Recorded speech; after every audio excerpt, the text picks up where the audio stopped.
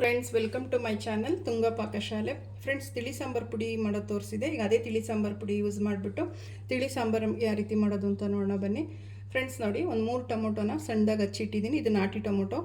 ಒಂದು table spoon fresh ತೆಂಗಿನಕಾಯಿ ತುರಿ ತೊಗೊಂಡಿದ್ದೀನಿ. ಒಂದು 4 ಹಸಿಮೆಣ್ಸಿನ್ಕಾಯಿನ ಕಟ್ ಮಾಡಿಟ್ಟಿದ್ದೀನಿ. ಒಂದು ಸ್ವಲ್ಪ ಇಂಗು, ಒಂದು ಸ್ವಲ್ಪ ಬೆಲ್ಲ. ಫ್ರೆಂಡ್ಸ್ ನೋಡಿ, ತಿಳಿ ಸಾಂಬಾರು ಪುಡಿ. ಒಂದು ನಿಂಬೆಹಣ್ಣು ಗಾತ್ರದ ಹುಣಸೆಹಣ್ಣ ನೀರಲ್ಲಿ ಹಾಕಿ ನೆನೆಯಾಕಿಟ್ಟಿದ್ದೀನಿ. ಫ್ರೆಂಡ್ಸ್ ನೋಡಿ, ಈ ಕಪ್ಪಲ್ಲಿ 1 ಕಪ್ಪು ತೊಗರಿಬೇಳೆನ ಒಂದು 3 ವಿಜಿಲ್ ಕೂಗಿಸಿ ಅರಿಶಿನ ಹಾಕಿ ಕೂಗಿಸಿದ್ದೀನಿ. ಫ್ರೆಂಡ್ಸ್, ಕೂಗಿಸ್ಬಿಟ್ಟು ಚೆನ್ನಾಗಿ ಮ್ಯಾಶ್ ಮಾಡಿಟ್ಟಿದ್ದೀನಿ.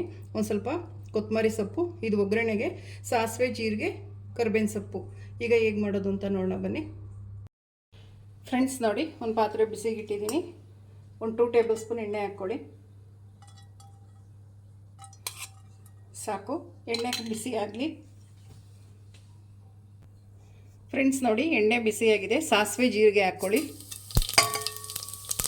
ಸಾಸಿವೆ ಚಿಟಪಟಾಗಲಿ. ಕರಿಬೇವಿನ ಸೊಪ್ಪು ಹಾಕ್ಕೊಳ್ಳಿ. ಹಸಿಮೆಣ್ಸಿನ್ಕಾಯಿ ಹಾಕ್ಕೊಳ್ಳಿ.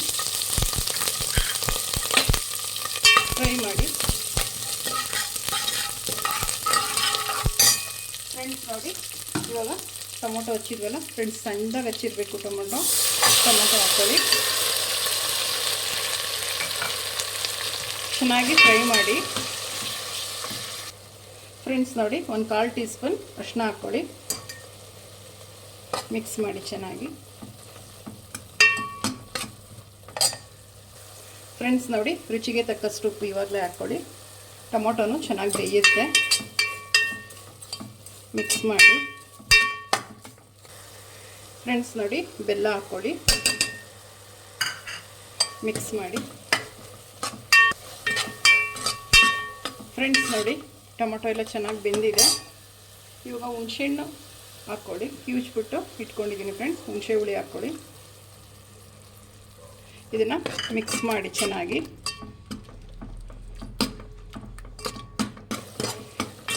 ಫ್ರೆಂಡ್ಸ್ ನೋಡಿ, ಹುಳಿ ಚೆನ್ನಾಗಿ ಕುದ್ದಿದೆ. ಒಂದು 2 ನಿಮಿಷ ಕುದಿಸ್ಬೇಕು ಹುಳಿ. ಹುಣಸೆ ಹುಳಿ ಬಿಟ್ಟಾದಮೇಲೆ ಇವಾಗ ತಿಳಿ ಸಾಂಬಾರು ಪುಡಿ ಹಾಕ್ಕೊಳ್ಳೋಣ. ಫ್ರೆಂಡ್ಸ್ ನೋಡಿ, ನಿಮಗೆ ಖಾರಕ್ಕೆ ಎಷ್ಟು ಬೇಕೋ ಅದು ನೋಡಿಕೊಂಡು ಹಾಕ್ಕೊಳ್ಳಿ.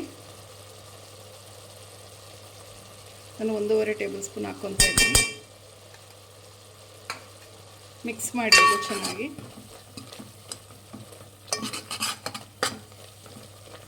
ಫ್ರೆಂಡ್ಸ್ ನೋಡಿಕೊಂಡು ಪುಡಿ ಹಾಕ್ಕೊಬೇಕು. ಯಾಕೆಂದರೆ ಹಸಿಮೆಣ್ಸಿನ್ಕಾಯಿ ಹಾಕಿರ್ತೀವಿ. ಬ್ಯಾಡಗಿ ಮೆಣಸಿನ್ಕಾಯಲ್ಲೂ ಖಾರ ಬಿಡುತ್ತೆ. ಸೊ ಅದಕ್ಕೆ ನೋಡ್ಕೊಂಡು ಹಾಕ್ಕೊಳ್ಳಿ. ಖಾರ ಆಗಿಬಿಡುತ್ತೆ ಇಲ್ಲಾಂದರೆ. ಫ್ರೆಂಡ್ಸ್, ನಾವೇನದು ಬೇಳೆ ಬೇಯಿಸ್ಕೊಂಡಿದ್ವೋ ಅದನ್ನು ಹಾಕ್ಕೊಳ್ಳಿ. ಫ್ರೆಂಡ್ಸ್ ನೋಡಿ, ಒಂದು ಸ್ವಲ್ಪ ನೀರು ಹಾಕ್ಕೊಳ್ಳಿ. ನಿಮಗೆ ಸಾಂಬಾರು ಕ್ವಾಂಟಿಟಿ ಎಷ್ಟು ಬೇಕು ನೋಡಿಕೊಂಡು ಹಾಕ್ಕೊಳ್ಳಿ. ಮಿಕ್ಸ್ ಮಾಡಿ ಚೆನ್ನಾಗಿ. ಉಪ್ಪೇನಾದರೂ ಕಮ್ಮಿ ಆಗಿದ್ದರೆ ಉಪ್ಪು ಹಾಕ್ಕೊಳ್ಳಿ.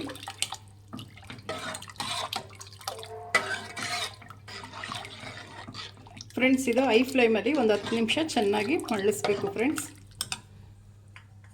ಇವಾಗ ಕಾಯಿ ತುರಿ ಹಾಕ್ಕೊಳ್ಳಿ.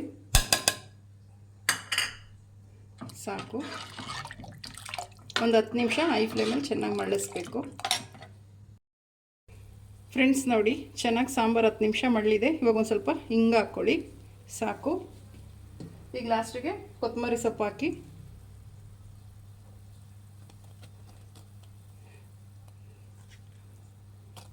ಸಾಕು ಫ್ರೆಂಡ್ಸ್, ಸ್ಟವ್ ಆಫ್ ಮಾಡ್ಕೊಂಬಿಡಿ.